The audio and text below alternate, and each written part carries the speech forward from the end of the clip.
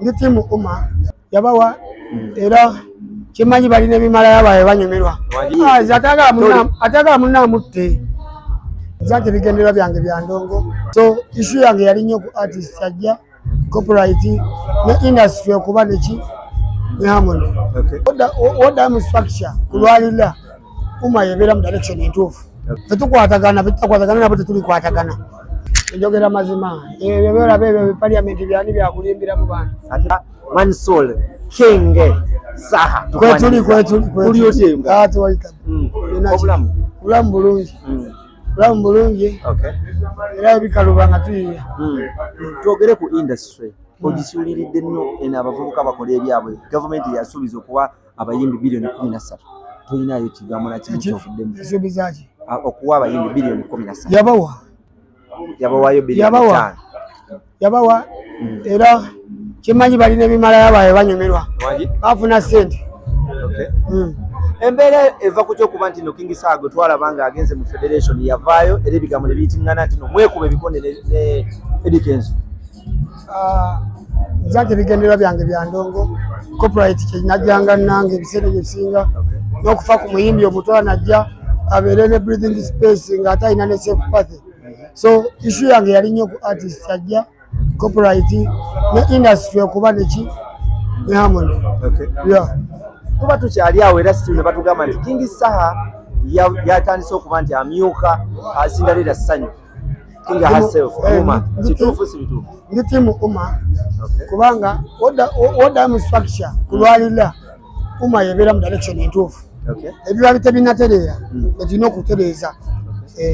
Ekibaganya okuba nti mukwatagananga mu abayimbi tetukwatagana nabo tetulikwatagana nga tukwatagana tetujja kwatagana n'abamu ku mpaka kwekyolina omumanya abatwagala tubaagala nnyo abatatwagala naffe tulina budde bwamwe obudde tubuteeka nnyo kubatwagala abatuwa obudde naffe ntubawa obudde. So industry tukwatagana bwe gola abatakwatagana naffe era talikwatagana newulira ekiki.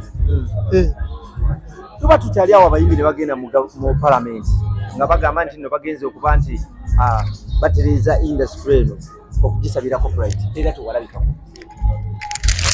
Njogera mazima ebyo bebe parliament byani byakulimbira mu bantu nze njogera mazima gye njembeera akitegere kuba buli omwatu bamu office kusavinga Uganda Law Society mutudde mumanyi copyright kusaininga mateeka ate omala ogasaininga nogadvocatingira gakolebweko sensi kusaininga nodde ebbali kubanga olinnya yali addiiru copyright mu aba Uganda Law Society mugibeereko kubanga bya mateeka era emisango baligiropa wammwe ate baloya batandika okwagala okulya sente.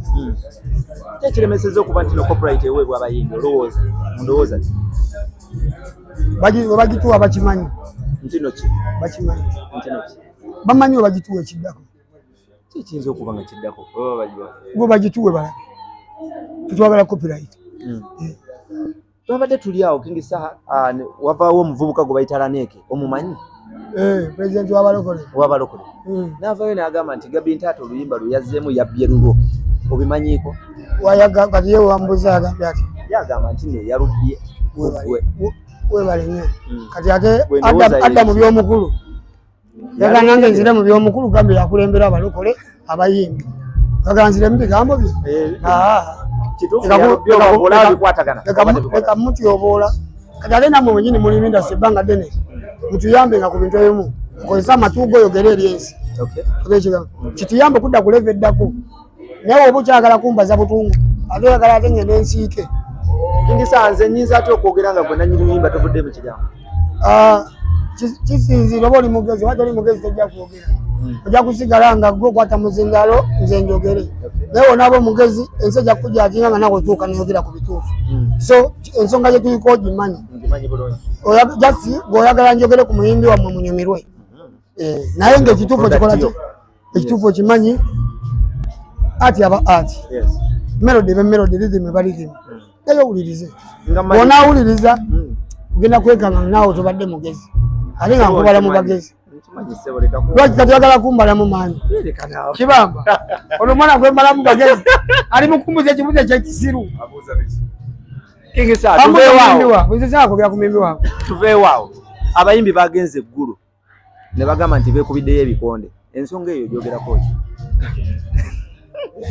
olwokuba nasoma university mumanyi ndi mugezi nnyo bali balwanidde kindi ate nze mbyogereko sebo because oli mukulembeze atagala munaamutte nze issue yange gwe mwayita omwagala kale ngaganye omukima mwetire zitompika mu nsonga zammwe tigundi simwagala gugenda omutte zitonyumiza abatu promoting akubutemu ateze promoting obutemu kyokka ne katonda mutemu ate wofa ogenda wuuyo oli mulwadde akona bano Uganda yamaani King Saha ali mu federation era sebo ali ku kakiiko ak'essente ako be bantu benkubalidde nenga ogusemba King Saha mu federation mwali obali mu akakiiko ka ssente aka treasury kaliko David Lutalo yakakulira ne kabaako Bebe Cool ne kabeerako Dr. Jose Chameleone ne kabeerako ne Saha ate Juliana akanyomozo oyo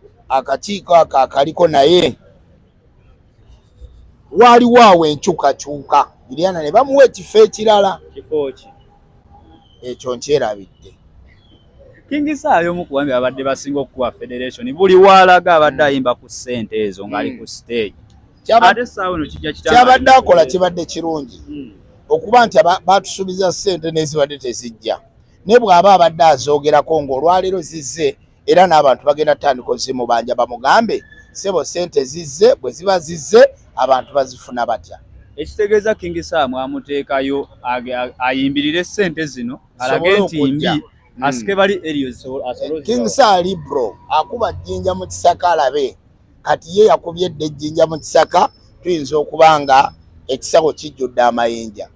Bannayuganda abadde batambuddamu ne King Saha nga bamanyi alwanirira muntu wa wansi kulemesa ssente zino. Omuntu wa wansi yali wato wa waggulu ng'amulekedde ani.